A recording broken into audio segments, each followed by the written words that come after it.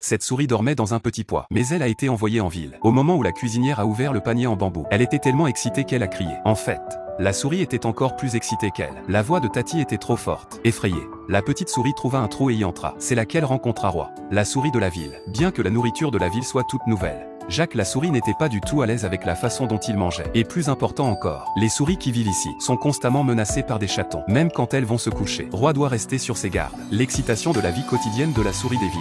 Jacques n'y est pas du tout habitué. Pourtant, Roi et ses amis ont été très accueillants. Mais la petite souris ne se plaisait pas du tout ici. Elle voulait rentrer à la maison, dans les champs, où elle pouvait être libre. Ce n'est pas le genre de vie qu'elle veut. Mais ce n'était pas facile de rentrer chez soi après avoir été ici. Jacques est resté avec Roi pendant une semaine. Enfin, un matin, une semaine plus tard, Roi vit l'apparence léthargique de Jacques. Ce type était en ville depuis une semaine. Il avait perdu beaucoup de poids. Roi était un ami chaleureux. Il pensait que Jacques n'était pas habitué à la nourriture d'ici. Face à l'inquiétude de Roi, Jacques a nié. La nourriture ici est la meilleure qu'il ait jamais goûtée. Et il l'adore. C'est juste qu'il a